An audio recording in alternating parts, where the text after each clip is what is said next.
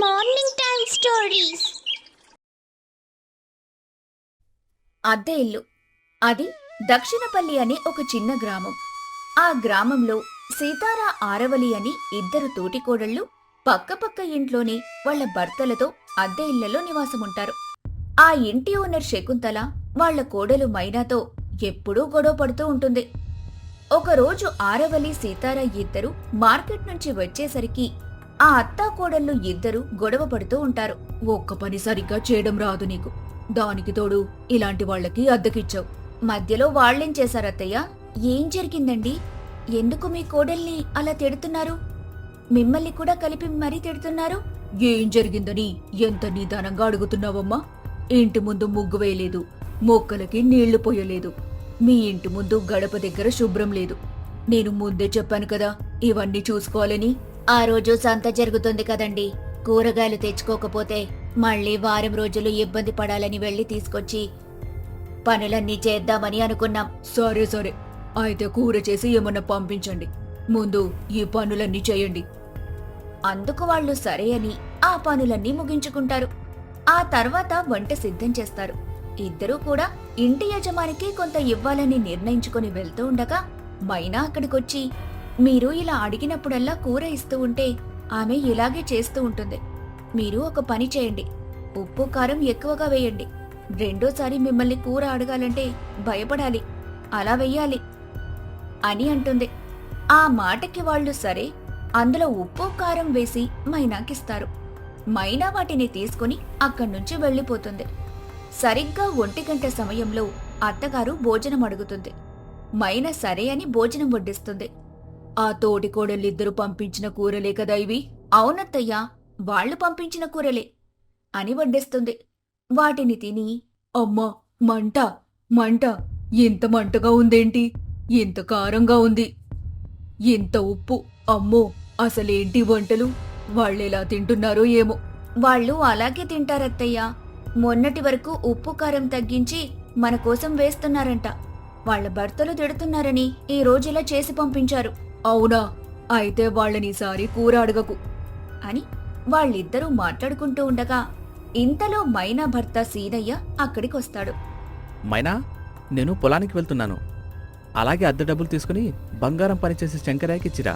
అందుకు ఆమె సరే అంటుంది. కొంత సమయం తర్వాత అద్దె డబ్బులు అడుగుదామని మైనా సీతారా వాళ్ల దగ్గరకు వెళ్లబోతూ ఉండగా అత్తగారు ఆమెను అడ్డుకుని, నువ్వెక్కడే ఉండు, నేను వెళ్లి అడిగి వస్తాను. 1వ తారీఖు ఇవ్వాల్సిన డబ్బులు ఇప్పుడు 15వ తారీఖు. ప్రతి నెల ఇలాగే చేస్తున్నారు వాళ్ళు. వాళ్ళని నువ్వు గట్టిగా అడగటం లేదు, నేను గట్టిగా అడుగుతానుండు అని తనతో చెప్పి అక్కడి నుంచి తోడికోడల దగ్గరకు వస్తుంది. ఆమె వాళ్ల దగ్గర నిలబడి, ఏమ్మా సీతారా ఆరవలి, బయటకు రండి అని కేక వేయటంతో వాళ్ళిద్దరూ బయటకొస్తారు. అమ్మాయిలు, అద్దె డబ్బులిస్తారా లేదా అని అడగటంతో, మా ఆయన ఒడ్డమ్మిన డబ్బులు ఇంకా రాలేదన్నారు, వచ్చిన వెంటనే అద్దె డబ్బులు కట్టేస్తాము. మా ఆయన కూడా అదే నాతో చెప్పారండి. ఆ మాట వినగానే శకుంతల చాలా కోపంగా, అయితే మీరు తినకుండా ఆగిపోయారా ఏంటి?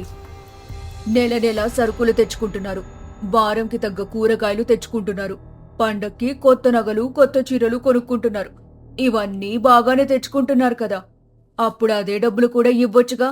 అద్దె అనేటప్పటికి మాత్రం చేతులు రావు, ఉండడానికి మాత్రం బాగా ఉంటారు, కొంచెం కూడా బుద్ధి లేకుండా. ఇలా అయితే మీరిల్లు ఖాళీ చేయడం మంచిది అని ఇష్టం వచ్చినట్టుగా తిట్టడంతో వాళ్ళిద్దరికీ ఏం చెయ్యాలో అర్థం కాక అలా చూస్తూ ఉండిపోతారు.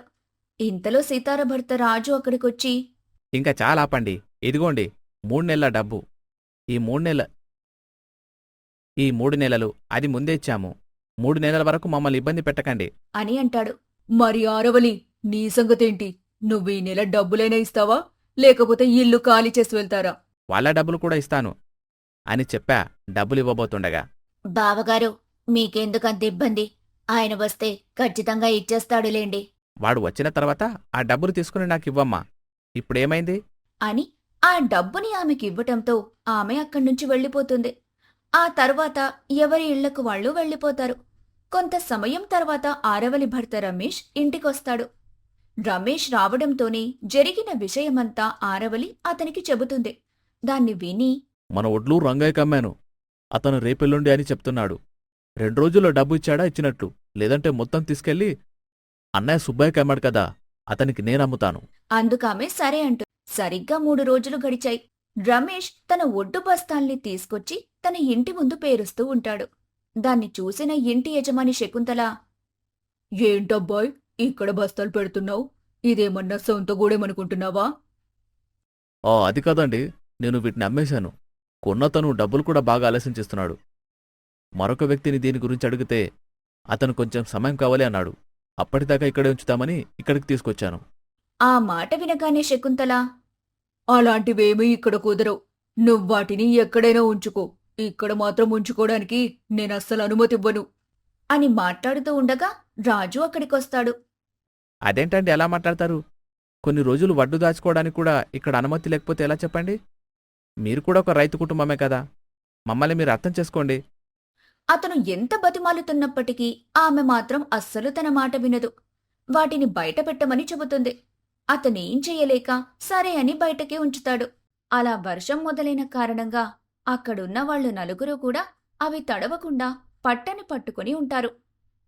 దాన్నంతా గమనించిన మైన మనసులో, మా అత్తగారు ఎంత కఠినంగా ప్రవర్తిస్తున్నారో, ఇదసలు ఏమాత్రం పద్ధతిగా లేదు. నాకు వాళ్ళని చూస్తే చాలా బాధగా ఉంది.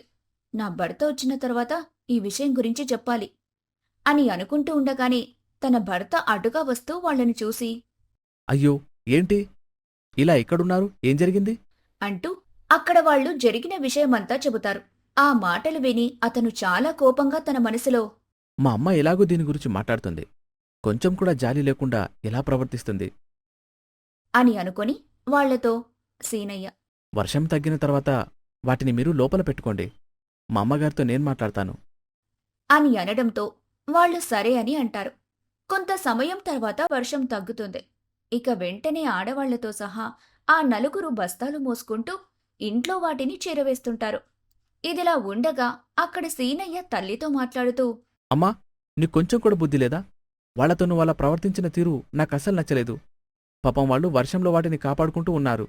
ఒరేయ్, నీకేం తెలీదు. ఇప్పుడు ఇవి తీసుకొచ్చి పెట్టారు, రేపు ఇంకొకటి తీసుకొచ్చి పెడతారు. వాళ్ళు సొంతిల్లులాగా ప్రవర్తిస్తుంటారు. మన మధ్యకి వచ్చిన తర్వాత వాళ్ల పరిధేంటో వాళ్ళకి తెలిసినప్పుడు మనం వాళ్ళ గురించి మాట్లాడుకోవడం అనవసరం.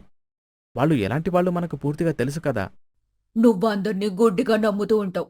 వాళ్ళు చేసిన దానికల్లా మనం తలూపుతూ పోతే రేపు దొంగ డాక్యుమెంట్లు పుట్టించి ఇల్లు వాళ్లదని అంటారు అని కొడుకుతో చెబుతుంది. ఇక ఆ విషయంలో తల్లి కొడుకులకి పెద్ద గొడవే అవుతుంది. ఆ గొడవ మరింత పెద్దదై శకుంతల, అసలిది గొడవంతా వాళ్ల వల్లే వచ్చింది. వాళ్ళని ఇల్లు ఖాళీ చేయమని ఎప్పుడే చెప్తానాగు అని అంటుంది.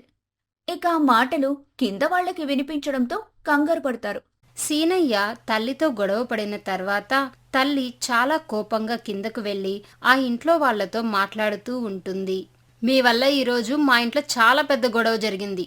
ఆ గొడవకు గల కారణం కేవలం మీరు మాత్రమే. అసలు మీరు ఇంటిని ఖాళీ చేసి వెళ్ళిపోండి. ఇప్పటికిప్పుడు ఇల్లు ఖాళీ చేసి వెళ్ళమంటే మేమెక్కడికి వెళ్ళాలి? మీరు కొంచెం ఆలోచించి నిర్ణయం చెప్పండి. అదంతా నాకు తెలీదు, మీరు వెళ్ళిపోవాల్సిందే. అందుకు అక్కడ ఉన్న మగవాళ్లు ఆమెను చాలా బ్రతిమలాడుతూ ఉంటారు. ఇంతలో సీనయ్య మైనా ఇద్దరూ వచ్చి అలా చూస్తూ ఉంటారు. సీనుకి ఏం చెప్పాలో అర్థం కాదు. సీనుగారు, మీరే చెప్పండి, ఇలా చేయడం ఎంతవరకు న్యాయం చెప్పండి? మీరే మాకు సాయం చేయండి. ఇలా చేయడం మీకు న్యాయం అనిపిస్తుందా? దయచేసి మీరే సహాయం చేయాలి. నిజానికి మీరు ఈ ఇంట్లో ఉండటానికి అర్హులు కాదు. ఎందుకంటే మా అమ్మ అంత మంచిది కాదు కాబట్టి. నేను మీకొక ఇంటిని చూపిస్తాను, దానిలో మీరు సంతోషంగా ఉండొచ్చు. వర్షం కూడా ఆగిపోయింది కదా, మీరన్నీ తీసుకుని నాతో పాటు రండి. అప్పుడు ఆ మాటలు వింటున్న తల్లి, నువ్వెందుకురా వాళ్లకు సహాయం చేయడం కోసం వెళ్ళాలి? ఎందుకంటే నాకు కొంచెం మానవత్వం మిగులుంది కాబట్టి అని కోపంగా వాళ్లకు చెప్తాడు. ఇక వాళ్ళు ఎద్దుల బండిలో అన్నీ వేసుకొని శ్రీను చెప్పినట్టుగా అక్కడికి ప్రయాణమవుతారు. అక్కడికి వెళ్లిన తర్వాత శ్రీను ఆ ఇంటిని చూపించి, ఏంటి, మా నాన్న ఎంతో ఇష్టంగా కట్టించాడు, కాని మా అన్నయ్య చనిపోయిన తర్వాత ఈ ఇంట్లో మేముండటానికి అస్సలు ఇష్టపడలేదు. ఈ ఇంటిని అమ్మాలనుకున్నాము, కాని ఎవరూ ముందుకు రాలేదు. ఈ ఇంటిని మీకు నేను చాలా తక్కువ రేటుకి అమ్ముతాను. నా మీద నమ్మకముంటే ఈ ఇంటిని మీరు కొనుగోలు చేయండి. మీరు చెబుతుంది మా మంచి కోసమే, కాని ఇప్పటికిప్పుడు దీన్ని కొనగల శక్తి మా దగ్గర ఎక్కడుందో చెప్పండి. నీకు సంవత్సరం పాటు గడువిస్తున్నాను. కేవలం 5 లక్షల రూపాయలకే ఇంటిని అమ్ముతున్నాను. మీరు కష్టపడి డబ్బు సంపాదించి ఇంటిని సొంతం చేసుకోండి. అందుకు మగవాళ్ళు ఇద్దరూ కూడా ఆలోచిస్తూ ఉంటారు మీరు చేసిన మేలు ఈ జన్మలో మర్చిపోలేమండి. చాలా సంతోషంగా ఉంది మాకు. అని అంటాడు. ఆరావళి భర్త కూడా ఆయనకు కృతజ్ఞతలు చెప్పుకుంటాడు. ఇక వాళ్ళు వాళ్ళ బస్తాలు మొత్తం ఇంట్లో వేస్తారు. ఆ తర్వాత ఇల్లు మొత్తం శుభ్రం చేసుకొని తీరికగా కూర్చొని మాట్లాడుకుంటూ ఉంటారు. సితార, సంవత్సరంలోపు 5 లక్షలు మనం ఇవ్వాలి. ఈ వడ్లమ్మితే డబ్బులు వస్తాయి. అవి ముందు ఇచ్చి మిగిలినవి కూడా తర్వాత ఇద్దామని చెప్తాం. నేను కూడా అదే అనుకున్నాను. అలా చేయడమే మంచిది. సంవత్సరం దాకా గడువుచ్చారు కదా. అలాగని మనం దాని గురించి ఆలోచిస్తూ ఉంటే మన దగ్గరున్న 4 కాసులు అయిపోతాయి. ఇప్పుడు మనం చేయాల్సింది ఒకటే, ముందు ఈ డబ్బుని అతనికివ్వడం. తర్వాత అందరం కష్టపడి పని చేసుకుని డబ్బు కూడా పెట్టుకుందాం. నేను కూడా అదే అనుకున్నాను. ఆరావళి, అవును, నేను కూడా అలాగే అనుకున్నాను అని అంటుంది.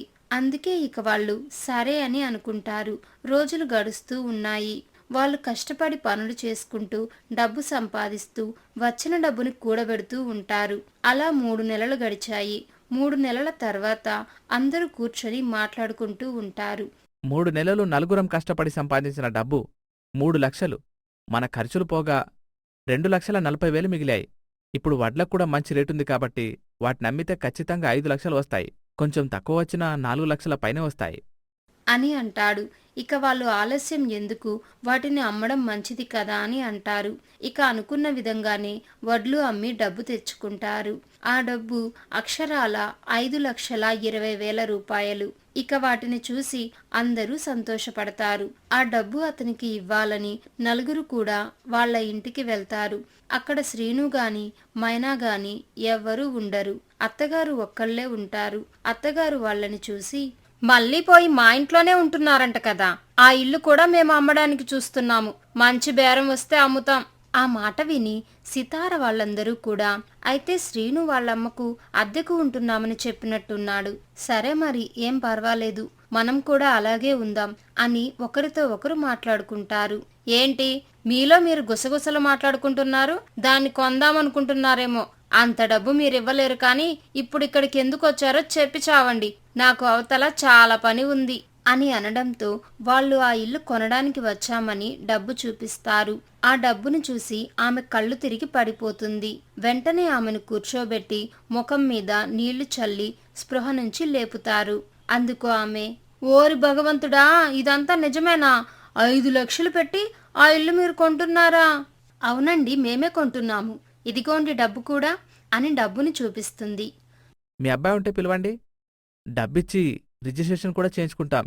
ఈరోజు మంచి రోజే అన్నారు, ఈరోజు పెట్టుకోవచ్చు. అందుకో ఆమె, వాళ్ళ ఊరెళ్ళారు, మధ్యాహ్నంలోపు వచ్చేస్తారు. ఆ డబ్బు నాకు ఇచ్చి వెళ్ళండి. నేను వచ్చిన తర్వాత వివరణ చెప్తాను. ఆ తర్వాత మీరు రిజిస్ట్రేషన్ చేయించుకోవచ్చు.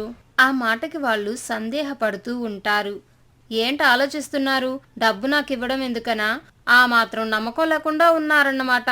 సరే పర్వాలేదులేండి, రిజిస్ట్రేషన్ రోజే డబ్బు ఇవ్వడం మంచిది. అప్పుడు ఎవరికి ఎలాంటి గొడవ ఉండదు అని అంటుంది. ఆ మాటలకు వాళ్ళు కూడా సరే అంటారు. ఆ డబ్బు తీసుకొని అక్కడి నుంచి ఇంటికి తిరిగి వెళ్తారు. ఇంటికి వెళ్ళిన తర్వాత సితార వాళ్లతో, సితార, ఆమె నమ్మకం లేదు అని నమ్మకం గురించి మాట్లాడింది కదా, ఆ డబ్బు ఆమెకు ఇస్తే ఏమవుతుంది అని ప్రశ్నించడంతో వాళ్ళు సరే, నువ్వు వెళ్ళి చూస్తావా అని అంటారు.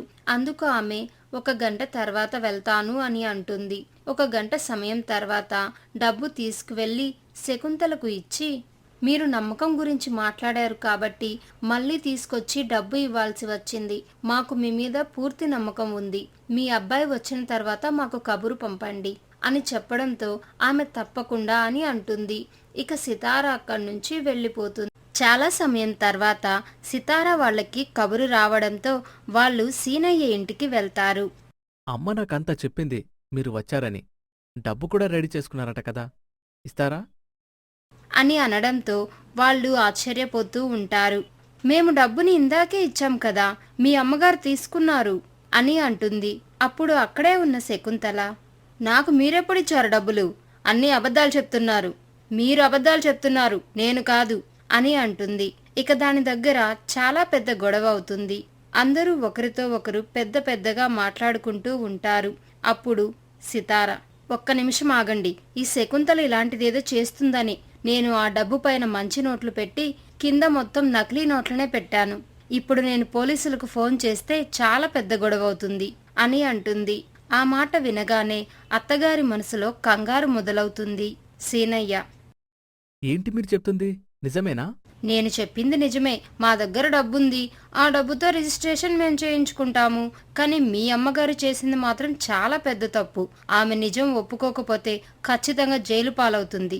ఆ మాట వినగానే సీనయ్య అని మాట్లాడుతూ ఉండగానే ఇంతలో మైనా డబ్బుతో అక్కడికి వచ్చి, డబ్బిదిగో ఇక్కడుంది, డబ్బు తీసుకో అని అనడంతో ఆమె ఏం చేయాలో అర్థం కాక అలా చూస్తూ ఉంటుంది. ఇప్పుడు చెప్పండి, డబ్బు ఎవరికిచ్చారో, ఎవరు అబద్ధం చెప్తున్నారో? అమ్మా, వాళ్ళ మీద నువ్వు అంత పగెందుకు పెట్టుకున్నావు? నువ్వు నా తల్లివి అనుకుంటేనే నాకు చాలా చిరాగ్గా ఉంది. దయచేసి ఇక్కడి నుంచి వెళ్ళిపో అమ్మా అని గట్టిగా అనడంతో ఆమె బాధగా, నన్ను క్షమించండి, ఇదంతా నేను కావాలనే చేశాను. ఆ రోజు మా ఇద్దరికి గొడవ మీ వల్ల అయిందని మనసులో పెట్టుకొని ఇదంతా చేశాను, నన్ను క్షమించండి అని క్షమాపణ చెప్పి అక్కడి నుంచి వెళ్ళిపోతుంది. సితార: చూడండి, నిజానికి అవి దొంగ నోట్లు కావు. మీ అమ్మగారి చేత నిజం రాబట్టడం కోసం ఒక చిన్న అబద్ధమాడాను. కావాలంటే ఆ డబ్బులు మీరే పరీక్షించుకోండి అని చెప్పడంతో సీనయ్య ఆ డబ్బుని పరీక్షించుకుంటాడు. అంతా సరిగ్గానే ఉంది. ఈరోజు మనం రిజిస్ట్రేషన్ పెట్టుకుందాం పదండి అని అనడంతో వాళ్ళు సరే అంటారు. ఇక అందరూ కలిసి రిజిస్ట్రేషన్ కోసం వెళ్తారు. రిజిస్ట్రేషన్ పూర్తి అయిన తర్వాత ఇంటి కాగితాలను వాళ్లకు అప్పజెప్తాడు. వాళ్ళు సంతోషంగా వాటిని తీసుకొని అతనికి కృతజ్ఞతలు చెప్పి అక్కడి నుంచి వెళ్ళిపోతారు. ఇక వాళ్ళు ఇంటికి వెళ్ళి చాలా సంతోషంగా, సొంత ఇంటి కల మనకి నెరవేరింది, ఎంతో మంది ఎన్నో అడ్డంకులు వేసినా మనం సంతోషంగా ఉన్నాము. ఆరావళి: చాలా చాలా సంతోషంగా ఉంది. ఇక మనం ఎవరి చేత మాటలు పడాల్సిన అవసరం లేదు.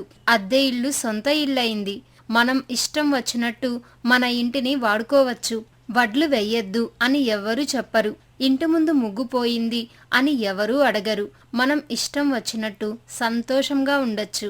ఆ మాటలకి మగవాళ్ళిద్దరూ, అవును, ఇక మనల్ని ఎవ్వరు ప్రశ్నించరు, మనం సంతోషంగా ఉండి మన పని మనం చేసుకొని 4 రూపాయలు సంపాదించుకుంటూ ఇలాగే ముందుకు వెళ్దాం అని అంటారు. ఆ మాటలకు వాళ్ళు అవును అంటారు. ఇక వాళ్ళ పనులు వాళ్ళు చేసుకుంటూ సంతోషంగా ముందుకు సాగుతారు. ఇలాంటి వీడియోల కోసం మన ఛానల్ని సబ్స్క్రైబ్ చేయండి, లైక్ చేయండి, షేర్ చేయండి.